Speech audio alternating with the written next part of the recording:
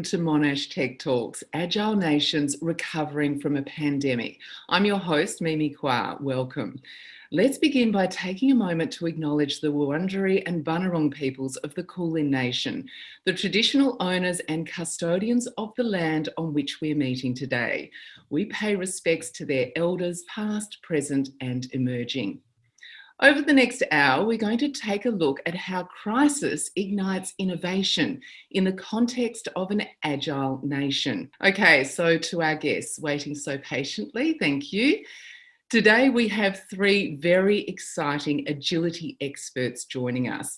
Evan Leybourne, Shane Hastie, and the inspiration for today's talk, Rashina Hoda. As the founder and CEO of the Business Agility Institute, Evan Leybourne will give us a business angle on what it is to be agile in today's environment. And as Director of Community Development for ICAgile's 500 instructors, Shane Hastie will bring us an education and training perspective. Evan and Shane will come to you shortly. But first, to tell us what it is to be an agile nation, I'm really pleased to introduce Associate Professor and Associate Dean of IT, Rashina Hoda. Like all of our guests, Rashina has qualifications and experience that would take me all day to read out. So I'm just going to say Rashina is best known for her research into software engineering and human-computer interaction. Now, the key word there is human. The reason we're here to discuss Agile Nations today is because Rashina presented an emotive and powerful, very human TEDx talk on Agile Nations. It's a really wonderful talk and I recommend you watch it if you haven't already. In her talk, Rashina uses the example of New Zealand's response to the mosque shootings last year to show us that Agile values are not restricted to software and technology, that Agile values can also be applied to nations in response to crisis.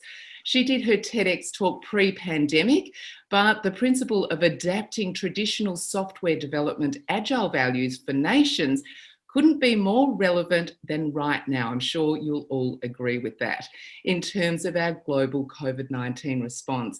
Rashina, welcome to Monash Tech Talks. Congratulations on your TEDx talk. I'll try not to get those two mixed up.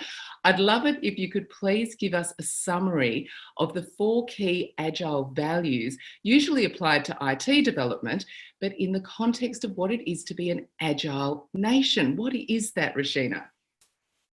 Thank you so much, Mimi, for having us here and welcome everybody. Yes, indeed, the sort of topic of the day, Agile Nations, and talking about how it particularly applies to a post-pandemic world, or rather in the pandemic as we still are, hopefully post soon. So in terms of just giving a very quick background, the Agile Nation is an idea of applying Agile values that emerged from software engineering. And this goes back to sort of 2001 when the Agile Manifesto was formed and the 4 values were laid down to guide software development process. And my sort of contribution to it has been, I guess, taking those values and applying it to a macro level. So at the societal and the nation and global level, to look at how countries can benefit from agility and how nations and leadership can benefit from the very core principles of agility, taking something from a very specific domain and applying it to a sort of a global level. So in that sense, we've got the 4 Agile Nation values. And these are sort of people and interactions over protocols and rules, community collaboration over close decision-making, policies and actions over speeches and promises, and responding to change over following the status quo. So it follows quite closely from the spirit of the same values in software engineering, but in sense of the global world, it's sort of being applied to what makes sense for countries and nations as a whole. And the whole premise there is the idea of encouraging agility to respond to changes. And of course, we are all faced with a situation at the global level now that demands agility more than ever from each of us personally, but from nations as a whole too. So that's a very quick sort of overview. Thanks, Rashina. So can you then give us another summary, I suppose, of why it's so important right now for nations to be agile? Absolutely. See, I think the sort of responses that we've seen and the variation of that response across countries has really brought the whole concept of agility to the fore. So we're talking about a crisis situation which is global. Everyone has had to face it. And as Mimi said in her introduction, when I talked about the Agile Nation concept last year, it was in the context of New Zealand facing a very specific crisis. There was one country with a specific instance, but now we're facing a global crisis. So we have now comparison points. It's not just about New Zealand being an exemplar nation for that crisis. This one is about, we literally have the data and the numbers to compare across countries and how they are responding to the global crisis. And every day we are, well, hopefully not everyone's listening to news every day, honestly. We just don't want to do that. But we do have some sense of what is going on in the world across different countries and how they're responding. And we see clear trends that some countries are definitely doing better when it comes to the number of infections or the number of new cases and the number of deaths. Now, these are all really grim figures. So saying people are doing better is, probably not as appropriate, but in relative terms, of course, we want fewer of the cases and we want fewer deaths. So some countries are obviously doing a lot better, and then some countries are not faring as well. And the interesting thing also is, no matter what we could have predicted a year ago in terms of how countries might have fared, and in fact, Bill Gates did that in his 2015 TEDx talk. If you haven't watched it, a TED talk, it was very ominous. And he talks about this pandemic that is coming and that we're not prepared for, and we're clearly not prepared for it. And he talks about countries of the developing countries and the third world countries probably bearing the brunt of it. But in fact, we have seen that's not true. So what has happened now has just brought into question a whole lot of things. It's some of the world's most powerful countries are struggling and on their knees. So what is it that is defining it beyond our medical capacities and capabilities? And that kind of really forces me to think about agility as a core concept at the national level, and our ability to respond quickly and swiftly and with clear communication. And that has kind of defined the success and failures, if you like, in this particular situation. And I'll come back to who you think, Rashina, is doing well with this and who's not, if it's not already obvious to a lot of us. But now's the time I think I'd like to bring Evan Leybourne in, because whilst we need agility when it comes to our health and human response to the pandemic, we also need business agility, don't we? Because so many of our businesses have been shut down. We're all, especially here in Melbourne, where most of us on the panel are today, we're in stage 4 lockdown. We're lucky enough to be able to be agile, I suppose, with our armchair jobs to an extent. We work at computers a lot of the time. I'm still able to present to a screen, luckily, in this situation, but a lot of people aren't so fortunate. So how, Evan, does business need to approach the situation with agility? Thank you. And Rashina, that was a fantastic opening. So let me answer the question slightly in 2 ways. So what we are seeing is that companies around the world are fundamentally trying to respond in a variety of different ways. And we are seeing a distinction between those organizations who are struggling to respond because they don't have sort of agility, and those that are being able to adapt, a little bit more resilient. They've got the muscle memory, the strategic muscle memory to be able to make strategic and tactical decisions with insufficient information on a semi-regular basis.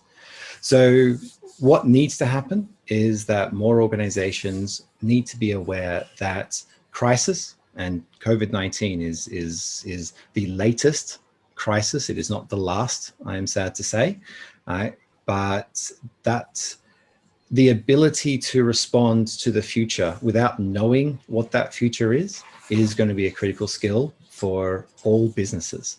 And in some cases, we sort of refer to strategic agility as like a subset of business agility that explores both the mindset and the practices of that rapid strategic decision making on an ongoing basis to address whatever needs to be addressed at the time. And I think people often ask me, it's like, what do you think will happen next year? And my answer is, I don't know, and I don't need to know. I just need to know that I can adapt to whatever next year brings. I'm going to ask you, Shane, in terms of, we've heard about national agility and business agility, but what about education and the fact that we've got so many students obviously in Australia and New Zealand nearing the end of their final year at school. We've got, even at Monash University this weekend, we've got an open day, which is going to be technically a very new experience for people because it won't be in person. How has this a pandemic affected education and training, and how must we employ and embrace an agile mindset to be able to meet it head on? Mimi, thank you very much indeed. And following on from Rashina and Evan, learning agility. The agility in itself is the ability to respond to change even before that change is happening, or certainly as quickly as that change, in order to adapt, respond, survive, cope, maybe even profit in a turbulent world. From a learning perspective, that ability to pivot how we teach and learn, but also that ability to constantly learn new things, Carol Dweck has taught us about the concept of the growth mindset for decades now. So in many ways, these things are not new, but what has happened is it's accelerated a huge amount of stuff. In ICAgile, where we've had these 500 plus training individual instructors and 120, 150 training organizations that we work with, who were teaching classroom courses, 2 and 3 day in-person traditional classroom experience. That's gone. And the pivot was incredibly quick. For most of our members, I'll be honest, it was pretty okay. There were some, and they were teaching about agility, but even despite that, there were some that really struggled to make that shift. How do you engage people in a learning environment where you're no longer surrounded by them in the classroom? They're on a screen like we have here at the moment. How do you read the emotional feel of the space? So there's new skills we've all got to apply. Sorry to cut in there, Shane. It just fascinates me because I've got 4 children homeschooling on the other side of this wall myself. And I know a few of us have got children at close proximity, some closer than others, who are homeschooling. And so we've got the technology. We've now been forced to embrace that technology because of the circumstances. But how can we do it better? Because the technology is there, but there are now nuances around that engagement that we're realising have not yet been harnessed or mastered in that education and training space. And this is where our educators need to learn.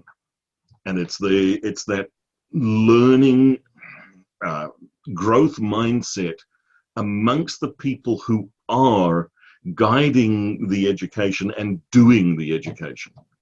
As an instructor, for me, it was a hard shift. I do teach classes as well. And what would have been a 3-day in-person event is now 5 half days. Do not try and make that 3 8-hour days sitting in front of a screen. It is cruel and unusual punishment. So the design of the interaction, you can't just take content that teachers have been teaching in person and say, well, sit in front of a screen and lecture at these poor kids. So, Shane, thank you. Rashina, I'll bring this back to you. In terms of what Shane's just been saying, would you say that the Agile value that comes in there with education is responding to change over following a plan or status quo? Because we're sort of seeing that, and I'm sure in business too, because we're working with Zoom calls all the time, and you know, as Evan will be able to pitch in a bit later, like there are real challenges there with having the technology, but how do we as people use it properly? So Rashina, give us some thoughts on what you think about that sort of responding to change over just sticking to the status quo. Just because the technology's there doesn't mean that we have to use it in the traditional way. Yep, I totally agree with Shane there. And even as he sort of pointed that out earlier, in terms of this, I like to think of agility also as a sort of journey of continuous learning and journey of continuous growth.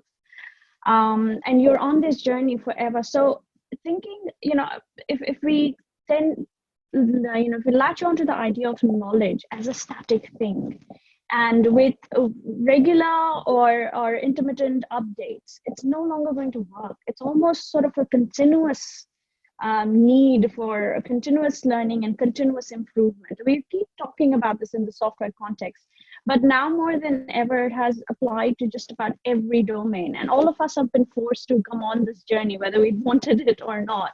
So for some of us, these updates might have been annual, or for some of us, it might have been weekly. Try to squeeze, learning and professional development every now and then. But in this current scenario, it's forced all of us to be on that journey just about continuously. So you're starting something new, is starting up a Zoom call as we are at this point, and just the little things about the camera placement, this and that, and the delivery style, and so for example, I'm someone who uses my hands a lot, right? And that, right now, that's to my benefit, because I feel like I can emote better in this rather artificial scenario by using my hands. Something that may have gone unnoticed before. To me anyway. And so the responding to change over there is being okay with uncertainty. That's scary to a lot of people. And just, the basic idea of Agile from software development is embrace change, yes? And to truly just accept it. And now we're facing sort of the situations where we're constantly being asked to be resilient. But again, if you're in that mindset saying, all right, it's just 6 weeks, I'm gonna, be strong, get through it, and then it'll be fine, and then it'll be normal.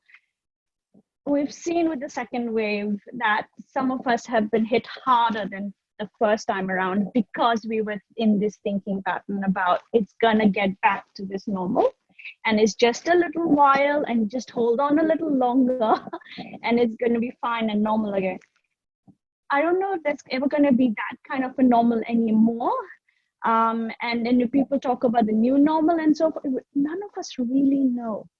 So the answer, I think, is really just embracing the uncertainty, as uncomfortable as it feels, going with the flow. That's the new mantra now, more than ever. It's been there, but so Rashina, just to cut in there, so would you say that the sort of adaptation of the Agile technology manifesto to incorporate how nations, how education, how business can be agile, is that at this time perhaps a really good reassuring anchor point for us to look to be able to develop new protocols, procedures and responses to the pandemic? Yep, definitely. I think there are two aspects to this when it comes to the national sort of response. There's one which can be kind of viewed as a very authoritarian style of doing things. So if we really sort of look at how the governments have been responding, for them to declare states of emergency and states of disaster and so forth, that's not a very sort of, empowering states to be in. This puts a lot of restrictions in place for citizens. And in a typical agile environment, we would say, all right, I have the freedom to do things the way I want. I don't need to be micromanaged. But this is a very specific scenario. We're talking about a global crisis. And so being agile in this moment is actually trusting your government, who in turn then need to be trusting the science and clearly sort of putting those ideas and the evidence out transparently.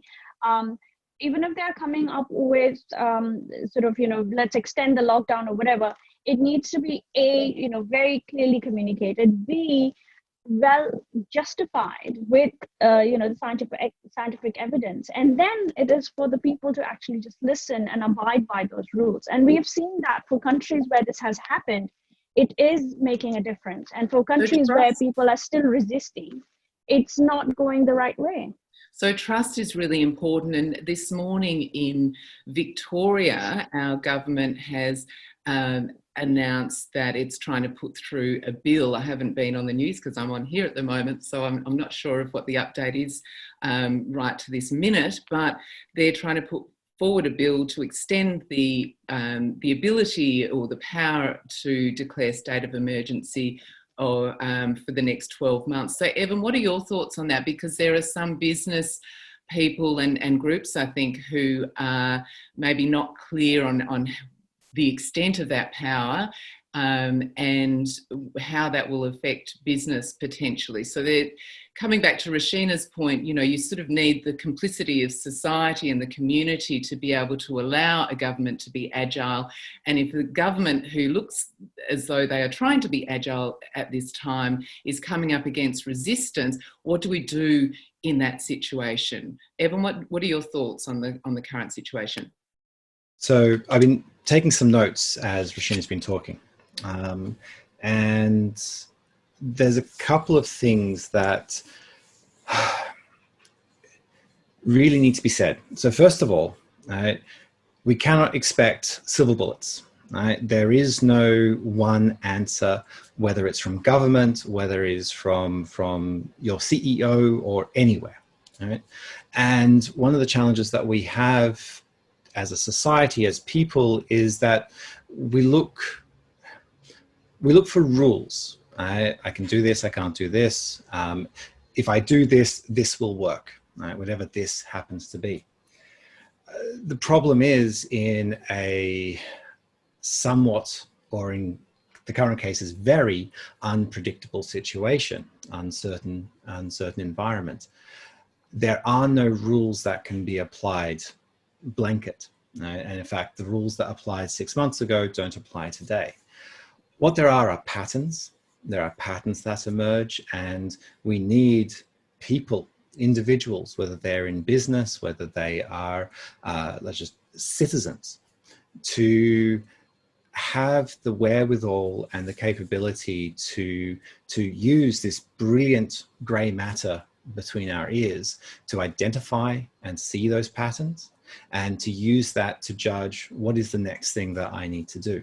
So how do we judge whether our business leadership, for example, Evan, is behaving in an agile way? How do we judge whether we followed the leader or whether we question the leadership? How do we know that they are actually being truly agile?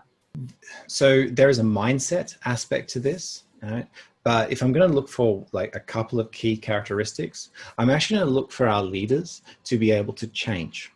To recognize that the science said one thing 6 months ago, and now it says another thing, right? And so the circumstances have changed. And we saw this in the news somewhere around April, May, where World Health Organization said one thing. It's like masks don't help, now masks do help. And there's this sense of frustration that, can't you just give us the rule? Like, do we wear masks or do we not wear masks? Why you keep changing it?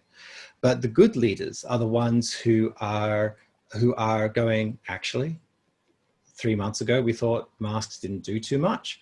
Now we believe that they do, so we're wearing masks. And those leaders who don't change when the data changes around them, they're the ones who I wouldn't, whether that's business or political, they're the ones I wouldn't necessarily trust too far. This sort of consistency that we expect is not going to happen. And in fact, I think there's going to be less and less consistency in our society, just as society gets more complex. There are more moving parts, there are more people, and there are more crises. Right? We're not going to have the consistency that we were expecting back in the 80s and the 50s and the 60s. I will add one thing to this, right? And that is, we're a global organization. We have members in 60 countries. I'm taking one particular piece of Australia and I'm trying to share this with the rest of the world. And that is 3 words: she'll be right. Right? Now, they always ask me, who is she? It's like, oh, she, everyone. But that's this kind of, with respect to Shane, this sort of antipodean mindset, right? This perspective of we need to learn to accept what is and use that as a constraint, because constraints are actually good. Constraints allow us to be creative. If you give me unlimited money, I won't be creative. Right? I will do the same thing I've always done, and I'll just put more money into it to make it work.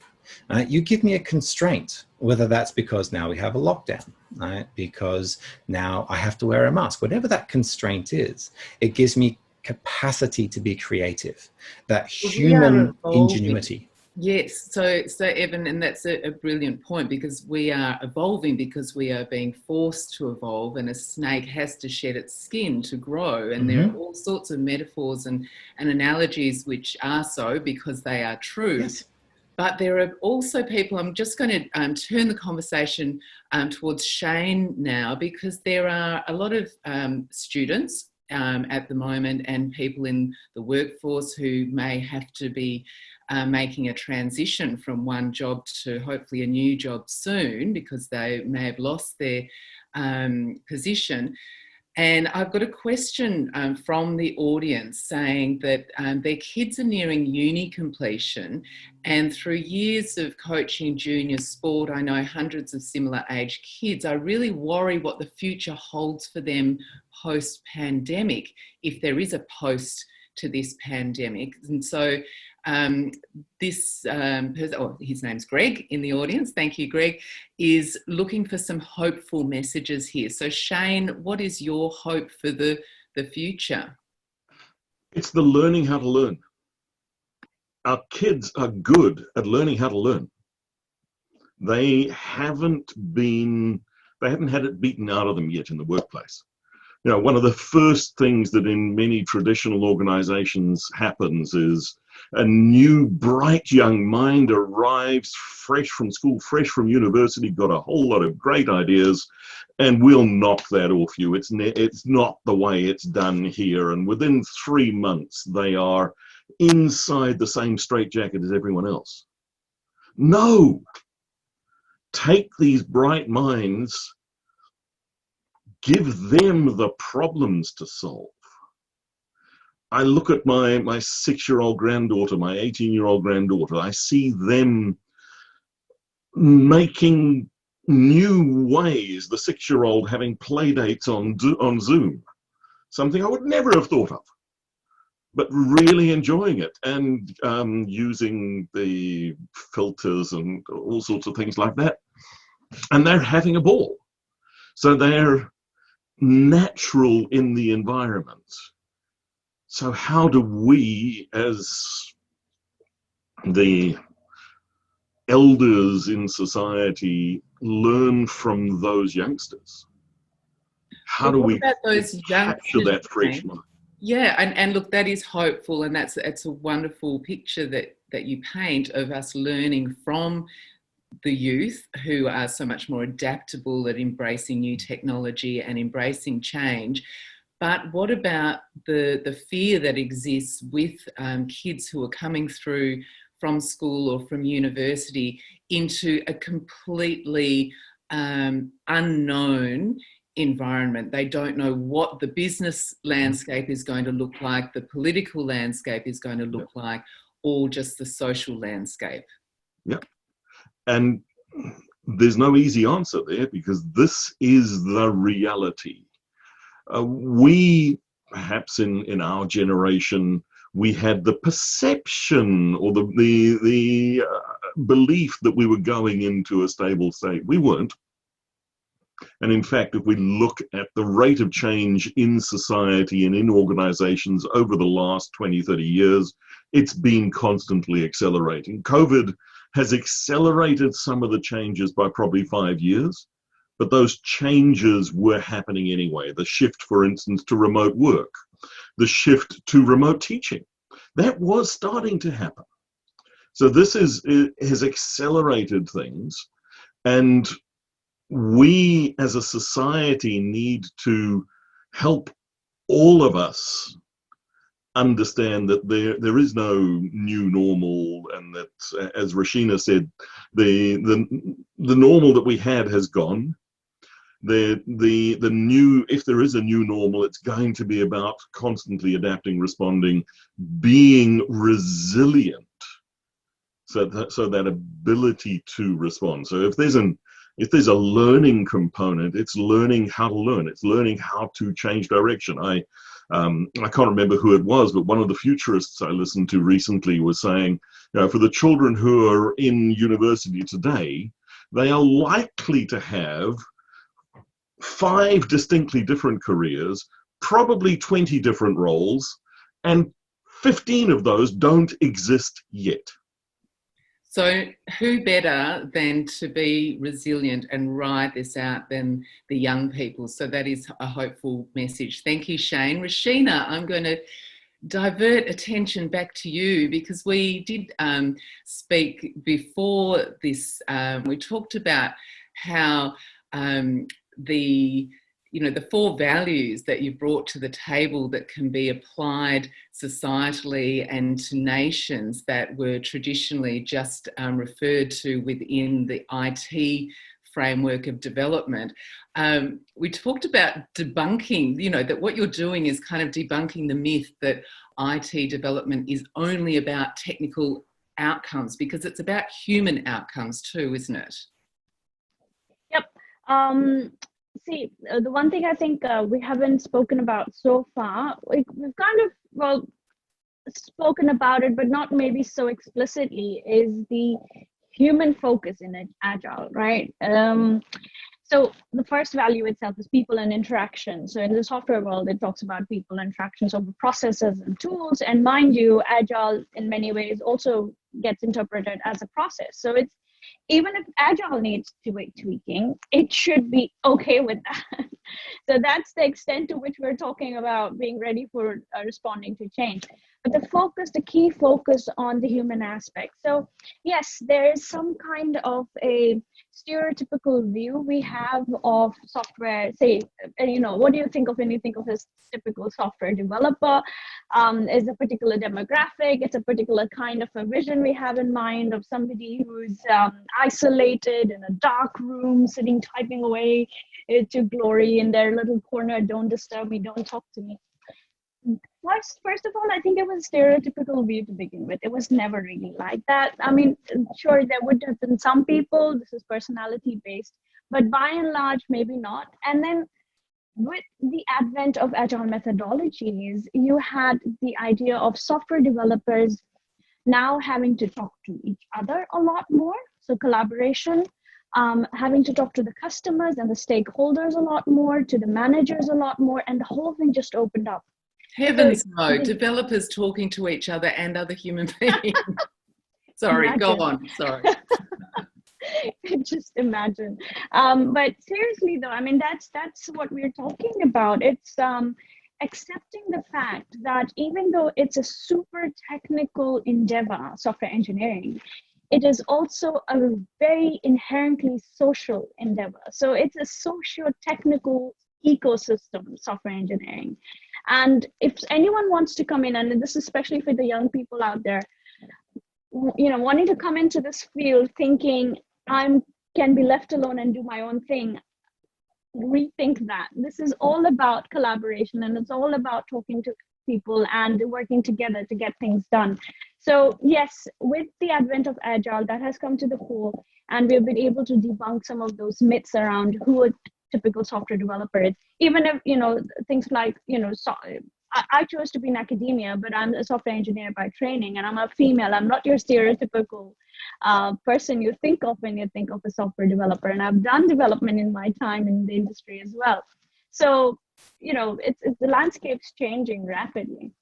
So coming back to your point about the misnomer that software development is very isolated, and that any potential student should should give away that notion that they're not going to be interacting with other people, because it is very human focused. Because I'm going to put this next question to you, Evan, because I guess software development and any technical development, innovation, whether it's in business, in education, or in any industry, is not just for outcome's sake. The software is not just being developed just for the sake of developing. It's about the human outcome, isn't it? And so, Evan, can you give us some examples of developments, technological developments in business or in industry that you can think of that have helped overcome crisis in the past, or are currently helping to overcome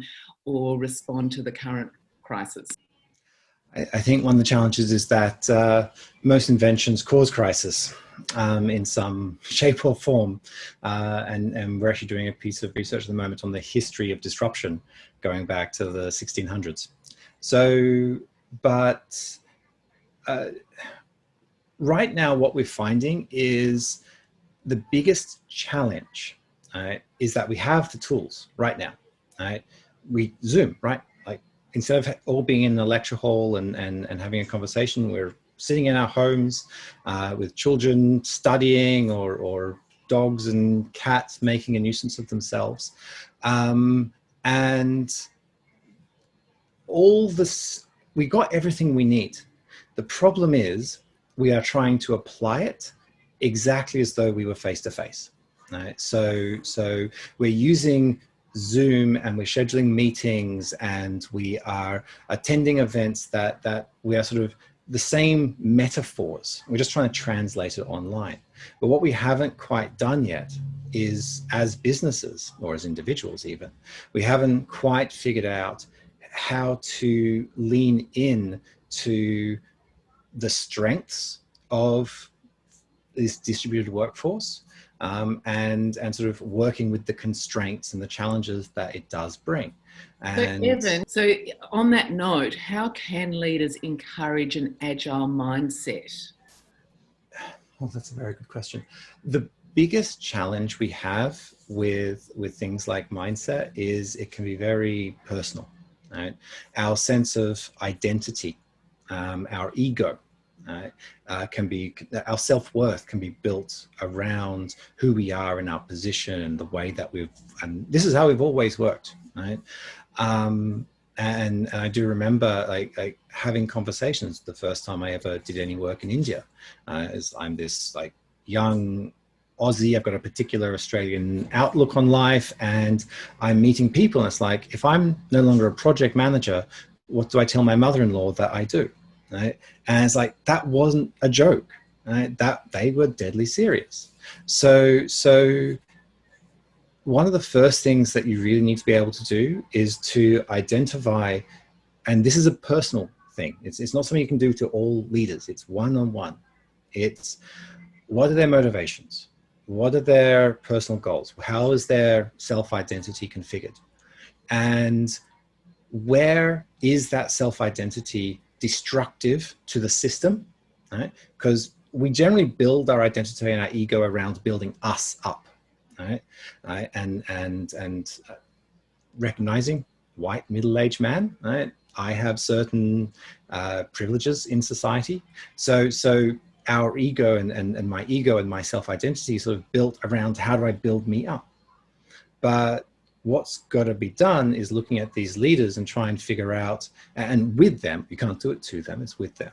But how do we sort of pivot their mental perception of themselves so that those somewhat destructive, self-centric, egocentric behaviors and mindsets can be turned more towards a good of your employees. And we talk about employee engagement and delegation. So we want a leader who can delegate not just tasks, I need this report by Friday, but who can delegate outcomes, right? Like, you now own this thing. And my job as a leader is to give you the support you need to be successful.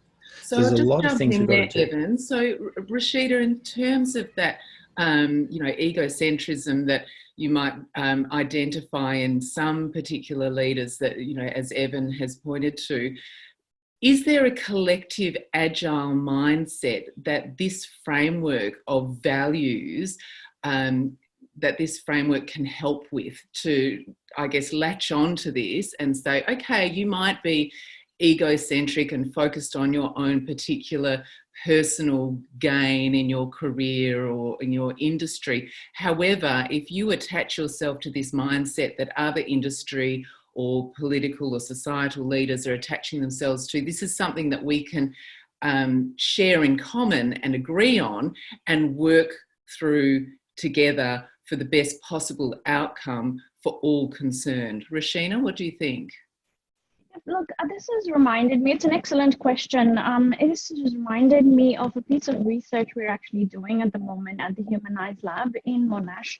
And it's to do with looking at the scaled agile framework, or SAFE as we know it. And the key question that we're exploring there is, how do we embed human values into SAFE or any agile framework? So I think at the heart of it, at the heart of this question is this larger piece around not just the egocentric or identity, which are one aspect, but just generally human aspects. What drives you? What is it that makes you wake up for work every day? What is it that drives you and brings you to work?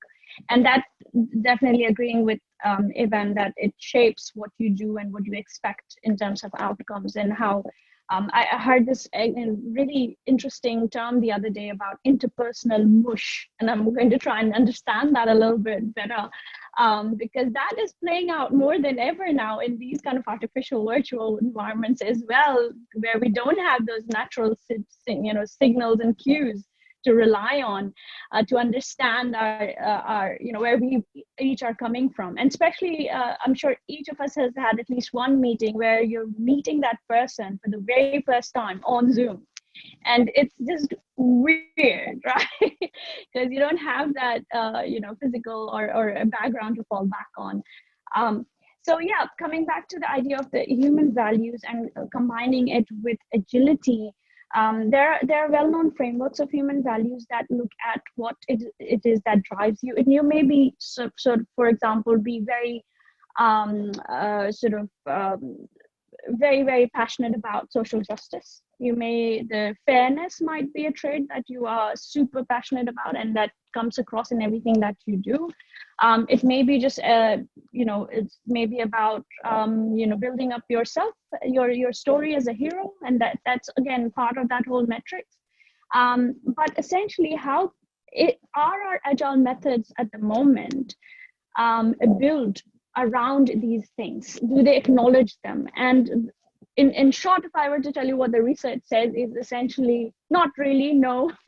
Not at the moment. Countries are acknowledging it. There are nations that are doing this agility well, aren't there? And I mean, you, of course, in your TEDx talk, you referred to New Zealand as adopting, the agile values in its response to the mosque shootings. So in response to COVID-19 around the world at the moment, Rashina, which nations do you think are best adopting an agile mindset?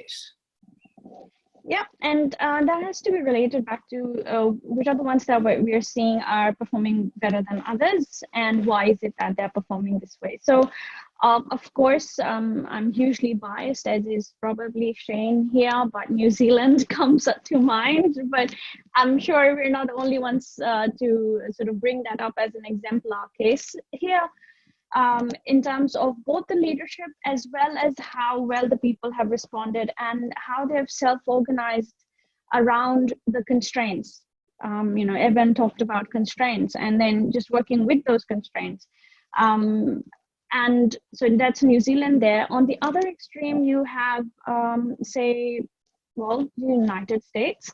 A country where you have the best of medical facilities, you have the most advanced of opportunities, and yet somehow it is coming back to the mindset idea, and it is coming back to personal agility as well as national agility. And also in terms a of personal responding. agenda on in terms of the leadership, it would seem. Yep, and the leadership listening, or whether they are listening to the science, whether accepting the science. There was a long period, for example, in the beginning, just probably made things worse for them was not accepting the science at all, or defying it or denying it, and then eventually accepting it, but then still with mixed responses, and that then has an impact on the people that do listen to that leadership. Case in point, the rise in the number of calls to poison control centers after Evan, I'm going to bring you in talked here. about disinfectants. Rashina, sorry to interrupt. I'm going to bring Evan in here because I can see he's very keen to make a comment on the US situation. Go ahead, Evan. So it's more just to back up what you're saying. One of the things, we run a series of reports, the Business Agility Reports, one of our flagship publications. We've been doing this now for 3 years, and we are 2 weeks away from publishing the 2020 report. We finished all the analysis, it's now going through peer review. So purely coincidentally, the data collection for this year's report happened sort of 50-50 before and after sort of all the lockdowns happened in sort of mid-March. So I can tell you with fair certainty that everywhere around the world, business agility, and specifically maturity of business agility, was reported higher post-COVID, specifically post that lockdown period, versus pre-COVID. I'm still talking sort of 11, 12% higher, with one exception, and that was North America. North America went down by 7% in that same period compared to every other region on the planet. So I think that sort of goes a little bit to what Rashina is saying about just it's how those government responds, and obviously we're talking business, so the impact that those government policies have on business is definitely and very clearly felt. And we know that we all like a bit of modelling and some graphs and things. And so to draw those, all of that anecdotal evidence back and tie it to these values and see some correlations there is really very interesting, because you can then draw some conclusions from that. Shane, I've got an audience question for you in the sort of educational space. How do universities adapt their courses, teaching styles? You sort of touched on this a bit already, and assessments to allow for students and faculty to take an adaptive approach. And this person, Mike, has said, thank you, Mike, I would argue that a lot of formal education teaches people to always look for the right answer, as opposed to being adaptable and realise that there might be several answers, which I guess would lend itself to an agile answer or an answer supporting agility. So for some underlying stuff, there are right answers. You have to know the basics of mathematical formulas, etc., etc., etc. So that doesn't go away. But once you get beyond that, the need for the core foundational learning, the key skill is, as I was saying, the learning how to learn, that adaptive, responsive. And for educators, This is hard. The assessment point in there is really important because they've been assessed very often against the wrong things. And this applies as much in education as it does in business. We talk about KPIs, and Edward Deming, way back in the 50s, said, give a manager a numerical target and he will meet it, even if he has to destroy the organization to do so. So that, the way we measure, the way we assess, that has to change. University lecturers, educators have to learn, to teach differently, to take advantage of the technologies, and to completely rebuild. One of the things that we've seen, for instance, that's worked quite well in the adult education space, in the traditional classroom lecture situation with 8 hours in a day, 3 days in a row, there would be a lot of theory lecture and then short practical components. We've known from ideas like training from the back of the room and brain science that that's not the greatest way to learn anyway. Now, some of the best online courses that I've seen are ones where there's pointers to people to, here's some stuff you can go and read up, learn about in your own time. Now, when we come into the classroom, into the Zoom call collaboratively, I'm not as a lecturer telling you this stuff. You've learned it. Now we're exploring how do these topics that you have learned, and some of them deliberately contradictory, how do they apply in the context here or in that context? So we're bringing these ideas and opening up, and the lecturer becomes a facilitator. So they're not the sage on the stage. They're helping the intelligent adults who are in that classroom figure out the most appropriate response, and drawing on their experience and knowledge to say, well, here's some things I've seen, but you've probably got some thoughts here too. Yes, because isn't there that old saying about, if somebody who had died 300 years ago woke up today, the only thing that would be the same would be the classrooms. Well, if they woke up today, it wouldn't be the same, would it? Because it's all on Zoom. But you know what I mean. And so little has changed in that education space, and now it's rapidly changing in response to the current situation. Now, in terms of the current situation, Rashina, I'm really interested to just hear from you back on, we bring it back to these 4 values because that's what this talk was sort of founded upon, and your TEDx talk. So I'm wondering whether you could, if we go through each of the 4 values, remind each other what they are. I'll read the value out to you, and maybe you could then respond with a way that that a government, can be any government around the world, has used that value in response to the pandemic at the moment. So this is like a bit of a quiz, Rashina. So people and interactions over protocols and rules. Yep, and I did debate over the word over or within now in terms of the COVID-19, because there are a lot of protocols and rules in place, and we still need to work within those rules. So we can't be, defying the state of emergency or lockdowns or whatnot. So there's a little bit of over dash within, depending on the situation. But yeah, I think the main idea there is you need to have very concrete rules that define, clearly define what you are and not, supposed to do and not supposed to do at this time. That's super important to be clear in that communication. So what does the stage 3 really mean? Which bits are allowed and which bits aren't allowed? And putting that out in clear sort of communication and easy to understand ways, like a poster rather than a large talk on these sort of subjects. So that's the protocols and rules side of things. But the people and interaction remains, so that you're still sort of cognizant of situations where you might need to make exceptions because you might need to have the care responsibility for older people. And so forth. So you have to have that human-centric approach to it. It can't be just all rules and protocols. Perfect. So you can, going out of your way to do that. Yep. So community collaboration over closed decision making. I mean, that's a tricky one, isn't it? Because this is a time when governments actually need to make very fast decisions, probably without a lot of time for collaboration.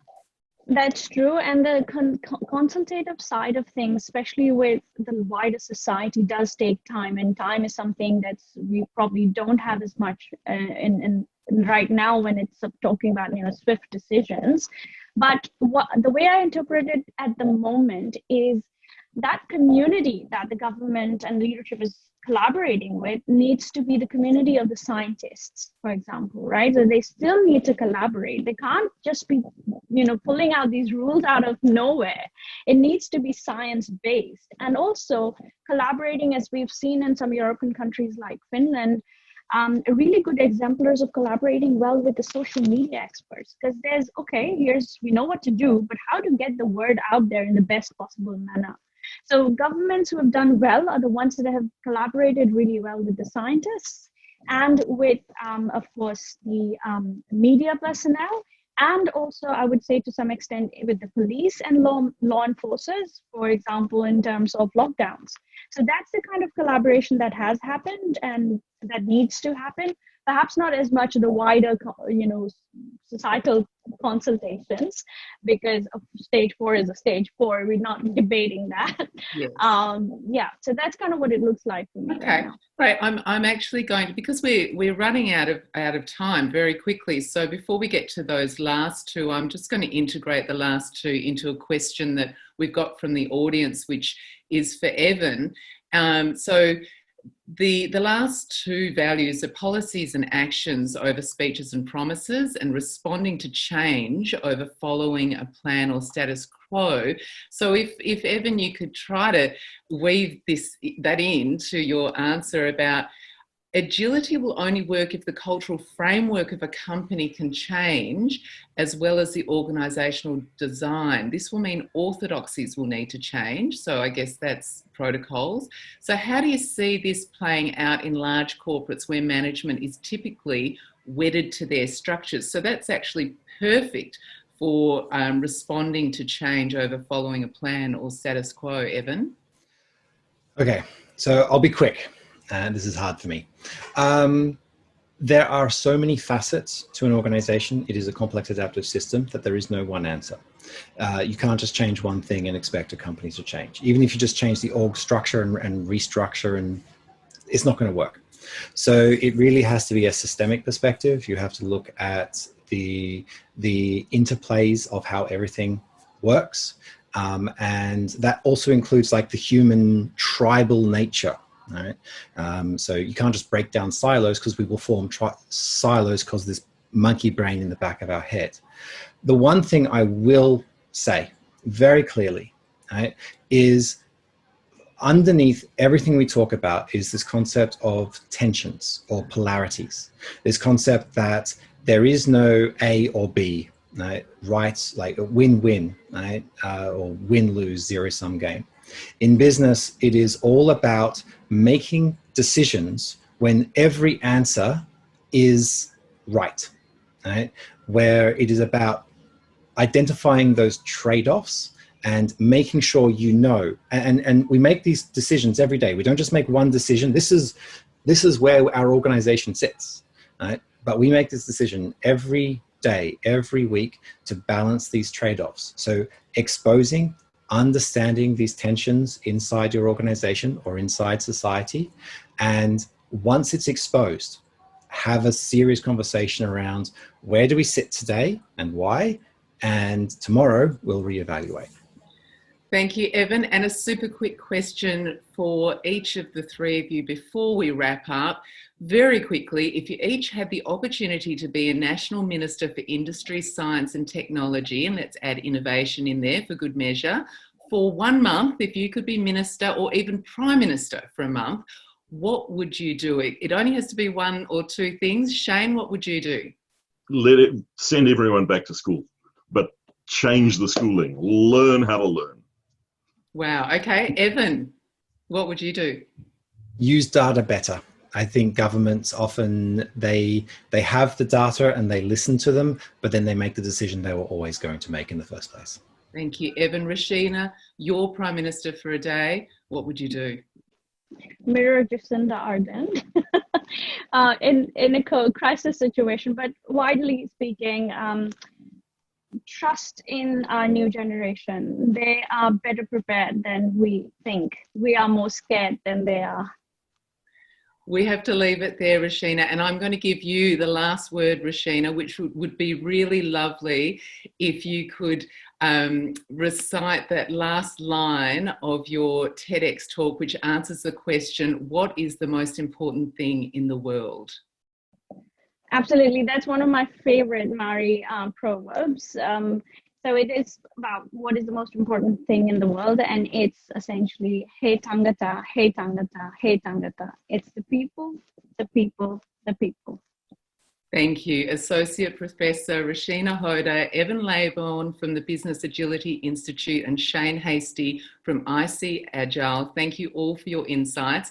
And thank you and the audience so much for joining us today. I'm really sorry if we didn't get to all of your questions, but I hope you got a lot out of this discussion. On that note, we'd love your feedback. You'll receive a survey link for that on email soon. This segment has been recorded and will be available to view on the Monash TED Talks site, Tech Talks site. I said that I wouldn't mix them up. Monash Tech Talks site, and you're welcome to re-watch it there or share the link. And before we go, I'd like to sincerely thank the team from the IT faculty, the Information Technology faculty, for their tireless work behind the scenes to bring this event to life. Thank you. It's been my very great pleasure to host today. It's going to be fascinating to see where agility in both technology and nations is going to take us. Thanks again, everyone. I'm Mimi Kwa. Take care, stay safe. Bye for now. Thank you.